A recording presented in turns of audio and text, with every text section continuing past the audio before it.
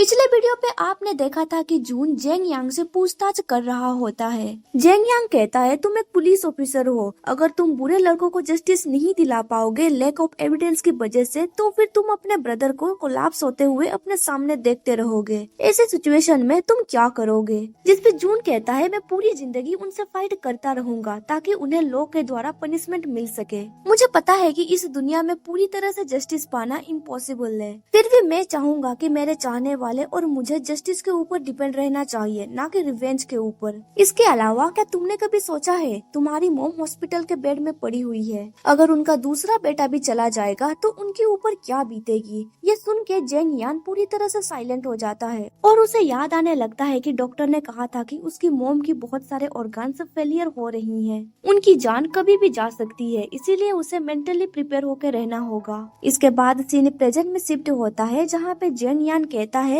उन्हें ये खबर बिल्कुल भी सुनाई नहीं देगी। तभी जून का फोन रिंग होने लगता है। लिनमो ने उसे कॉल किया था। अभी लिनमो एक हॉस्पिटल में डॉक्टर के साथ था। डॉक्टर कहता है मिस्टर लिन, मुझे जेंग जियाओ जी के सारे इन्फॉर्मेशन मिल चुके हैं। देन वो जून से कहता है मुझे यहाँ पे जेंग यान के ब्रदर का डेथ सर्टिफिकेट नहीं मिला। मुझे ये भी पता चला कि उसके ब्रदर ने 2 साल पहले जो खुदकुशी की थी वो एक गलत इन्फॉर्मेशन थी। तब उसका ब्रदर पूरी तरह से टूट चुका था, फिर भी उसके मन में बदले की वाव थी। हालांकि उसका स्टेटस छोटा था पर उसका फिजिकल स्ट्रेंथ बहुत ही एडवांस था। मुझे लगता है जेंग जियाओ जी हमारे लिए एक परफेक्ट सस्पेक्ट है। ये सुन के जून कहता है वो मर्डरर तुम्हारा ब्रदर है ना? जिस पे जेंग यांग कहता है मैं और सवालों के जवाब नहीं दे सकता, मुझे अपने लॉयर से मिलना है। इसके बाद हमें दिखाया जाता है कि जून इंटरोगेशन रूम से बाहर आ चुका था। वो अपने टीममेट के साथ इस केस के बारे में डिस्कस कर रहा होता है। उसे लगता है कि उसके ब्रदर ने ये सब कुछ अकेले नहीं किया होगा, जेंग ई ने जरूर उसे फाइनेंशियली सपोर्ट किया होगा।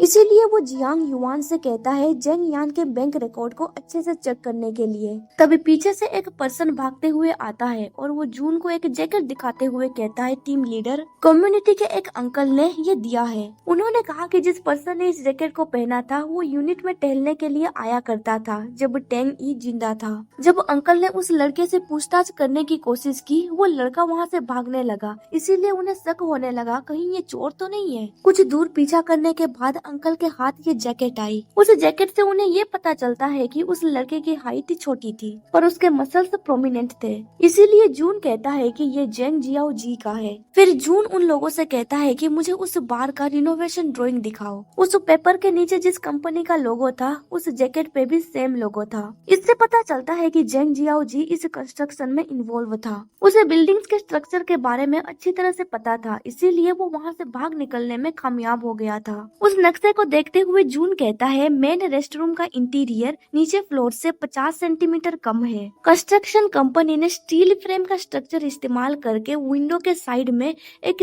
फेक दीवार बनाई है। उन्होंने ओरिजिनल विंडो को कवर कर दिया है, जिसकी वजह से यहाँ पे एक स्पेस बन जाती है। इस स्पेस के जरिए एक पर्सन इस फेक वॉल से दूसरे वॉल तक पहुँच सकता है। ओरिजिनल विंडो को उन्होंने खोखली ईंटों से भर दी है। जेंग जियाओ जी चाहे तो इस फेक वॉल के टाइल्स को निकाल सकता है। उस पैसेज के जरिए वो दीवार को तोड़ सकता है और उस कमरे से भी बाहर निकल सकता है। फिर वो अपने टीम मेंबर से कहता है मैं जो गेस कर रहा हूँ वो सही है या नहीं, मुझे वहाँ पे जाके चेक करना होगा। इसके बाद हमें दिखाया जाता है जून अपने टीममेट के साथ उस जगह की ओर जा रहा होता है और इधर हमें मो को दिखाया जाता है जो अभी कार में बैठा हुआ था, वो भी कहीं जा रहा होता है। कुछ देर के बाद हम देख पाते हैं कि जून अपने टीममेट के साथ बाहर पहुंच चुका था। इसके बाद सीन शिफ्ट होता है मो के ऊपर। अभी मो चर्च गया हुआ था। एक पर्सन उसे एक पर्ची देते हुए कहता है मे गॉड ब्लेस यू। इधर मेन बाथरूम में हमें जून को दिखाया जाता है जो अभी दीवार तोड़ रहा होता है। दीवार के पीछे उन्हें एक पर्सन की लाश मिलती है। उस लाश को देख के सब लोग हैरान में पड़ जाते हैं क्योंकि वो लाश जेन जियाओ जी की थी। उसकी लाश को दीवार से बाहर निकाला गया। मैंग को वहाँ पे क्राइम टूल भी मिलती है। वो देखती है कि वहाँ पे बहुत सारे टूल जैसे कि हैमर पड़ी हुई थी, इसीलिए वो कहती है यहाँ पे हैमर है, इसके जरिए वो दीवार को आसानी से तोड़ सकता था और यहाँ से बाहर भी निकल सकता था। फिर वो यहाँ पे मर कैसे गया? उसे वहाँ पे एक इंजेक्शन भी मिलती है। वो कहती है जब बॉडी को बाहर निकाला जा रहा था तब ये नीडल नीचे गिर गया, ये कुछ जानी पहचानी लग रही है। सिरिंज के अंदर जो लिक्विड बची हुई थी उसे टेस्ट करने के बाद ये पता चलता है कि इसे लेने से एनेस्थेटिक और हेलुसिनेशन क्रिएट होती है। फोरेंसिक लैब की डॉक्टर ये भी कहती है कि कंपोजिशन को एनालाइज करके हमें ये पता चलता है कि 10 साल पहले माइंड हंटर ने जिस इंजेक्शन का इस्तेमाल किया था ये वही है। इस ड्रग को लेने के बाद बहुत ही ज्यादा साइकोलॉजिकल रिएक्शन होने लगती है। नॉर्मली विक्टिम्स इससे पागल हो जाते हैं और वो खुद को चोट पहुंचाने की कोशिश करते हैं या फिर वो खुदकुशी कर लेते हैं। साथ ही इसमें एनेस्थेटिक होने की वजह से विक्टिम को बहुत ही ज्यादा मेंटल टॉर्चर सहना पड़ता है। इसके हाथ पैर बहुत ही ज्यादा कमजोर है, इसीलिए वो कुछ कर नहीं पाया। इन द एंड वो मर गया। जून पूछता है क्या ये सब कुछ सदमे की वजह से हुआ है, आखिर उसका मौत का असली कारण क्या है। डॉक्टर कहती है हिलने डुलने की वजह से उसके बाहरी अंग में चोट लगी है। उसके शरीर में कोई भी डिफेंसिव इंजुरीज नहीं है, उसे टॉर्चर नहीं किया गया है, न ही कहीं बांध के रखा गया था। टेंग ई और इसकी मौत लगभग एक ही समय पे हुई है। कार्डियक अरेस्ट की वजह से उसकी डेथ हुई है। ये एक ऐसी सिचुएशन है जब किसी को मेंटली बहुत ही ज्यादा टॉर्चर किया जाता है जिसकी वजह से वो मरने से डरने लगता है। जून कहता है इससे क्लियरली पता चलता है कि उस हत्यारे का मकसद है विक्टिम को टॉर्चर करके उसे जान से मारना। टांग ई के शरीर को काट के खून बहाने से ये तरीका अलग है। टेंग ई को मारने के बाद जेंग जियाओ जी के ऊपर किसी खूनी की नजर पड़ गई जो बहुत ही ज्यादा खून का प्यासा और मैच्योर है। ये सुन के मैंग कहती है कि क्या आपको लगता है कि हंटर वापस आ चुके हैं। इसके बाद सीन शिफ्ट होता है। अभी जून जेंग यान के पास था। वो उसके ब्रदर का डेड बॉडी का पिक्चर दिखाते हुए कहता है मैं माफी चाहता हूँ, मैं तुम्हें ये फोटो इस तरह से दिखाना नहीं चाहता था। मेरा भी सिर्फ एक भाई है, मैं समझ सकता हूँ अभी तुम किस दौर से गुजर रहे हो, पर मुझे अभी और भी ज्यादा डिटेल्स की जरूरत है ताकि हम लोग रियल कल्प्रिट को ढूंढ सके। जेंग यान रोते हुए कह रहा होता है आखिर क्यों? ऑब्वियसली हम लोग आखिरी कदम तक पहुँच चुके थे। उसने मुझे कहा था कि ये सारे मैटर खत्म होने के बाद वो अब्रॉड चला जाएगा स्टडी के लिए और अपनी नई जिंदगी की शुरुआत करेगा। आखिर एक अच्छा पर्सन इस दुनिया में सही से क्यों नहीं रह सकता? फिर वो आगे कहता है क्या तुम्हें पता है मेरा ब्रदर कितना काइंड था। जिस दिन उसके साथ बलात्कार हुआ था वो वापस घर आया था और वो नहीं चाहता था कि मुझे इसके बारे में पता चले। वो चोरी छुपे बाथरूम चला गया और खुद को ब्लेम करने लगा। उस दिन के बाद से उसने शॉर्ट स्लीव पहनना बंद कर दिया था। अगर उसका मुलाकात टेंग ई से ना हुआ होता तो अब तक वो अपने अचीवमेंट सबको दिखाता रहता। मुझे तो ये भी नहीं पता था कि वो इतना हर्ट हुआ था। मरना तो टेंग ई को चाहिए था, ना कि उसे। फिर वो आगे कहता है अगर मुझे पहले से पता होता कि पुलिस जियाओ जी को जस्टिस दिला सकेगी तो फिर मैं उसे टेंग ई को पब्लिकली प्रोसिक्यूट करने के लिए कभी भी एनकरेज नहीं करता।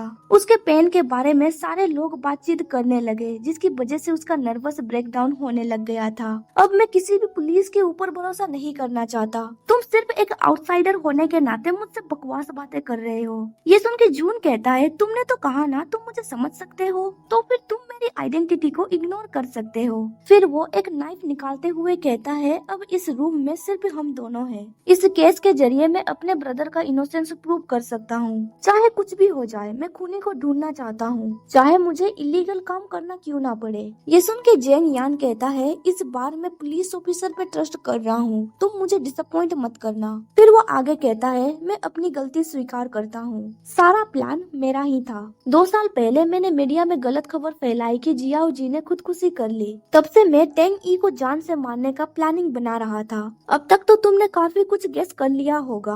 जिस पर्सन ने उसकी मेडिसिन बदली थी वो उसका बेटा था और जिस पर्सन ने जियाओ जी को भागने में मदद की थी वो और कोई नहीं बल्कि लीले था। जून कहता है कुछ दिनों पहले वुमेन बाथरूम खाली था क्योंकि वहाँ पे रिनोवेशन का काम चल रहा था और किसी ने वहाँ पे कैमरा फिट करने की कोशिश भी की थी। तुम इस खून के लिए लीले को ब्लेम करना चाहते थे ना? जेंग यान कहता है हाँ, ओरिजिनली मैं चाहता था कि लीले इस खून को अंजाम दे, इसीलिए मैंने उसे मेडिसिन लाना और इंजेक्ट करवाना सिखाया। पर उस गधे ने अपना राइट हैंड काट लिया था खुदकुशी करने के दौरान। मेरे पास और कोई चॉइस नहीं था, इसीलिए मैंने जियाओ जी को ये सब करने के लिए कहा। जून पूछता है जियाओ जी, लीले और तुम्हारे अलावा क्या इस प्लान के बारे में किसी और को पता है? जेंग यान कहता है नहीं, पर जब मैं टेंग ई का इन्वेस्टिगेट कर रहा था तब मुझे एक लेटर मिला था। उस लेटर के अंदर टेंग ई का पर्सनल इंफॉर्मेशन था और कुछ पैसे भी। उन पैसों से मुझे और मेरे ब्रदर को 5 सालों तक कोई भी दिक्कत नहीं होती। इसी रीजन की वजह से मैं हाई रेंट पे करके टेंग ई का पड़ोसी बन गया।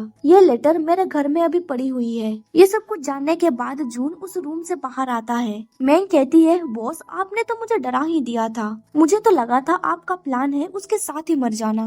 जून कहता है, वैसे देखा जाए तो ये चीज यूजलेस थी, तुम जाके सर्च वारंटी अप्लाई करो, हमें उसके घर में जाके उस लेटर को ढूंढना होगा। तभी वहाँ पे डायरेक्टर आ जाता है और कहता है इसकी कोई जरूरत नहीं है, हमें खूनी मिल चुका है, इस केस को हमें यहाँ पे ही खत्म करना होगा। जून कहता है, पर अभी हमें जेंग जियाओ जी के खूनी के बारे में नहीं पता है। डायरेक्टर कहता है, तुम्हें अभी ब्रेक ले लेनी चाहिए, तुम्हें मीडिया के सामने जाके क्लोजिंग अनाउंसमेंट करने की जरूरत नहीं है, मैं किसी को इसके लिए भेज दूंगा, तुम वापस जाके रेस्ट करो और री इंस्टेटमेंट के लिए खुद को रेडी करो। ये सुन के जून हैरान में पड़ जाता है। देन वो कहता है, ठीक है मैं समझ गया, पर मैं आपसे कुछ रिक्वेस्ट करना चाहता हूँ। यहाँ पे ये सीन कट होता है।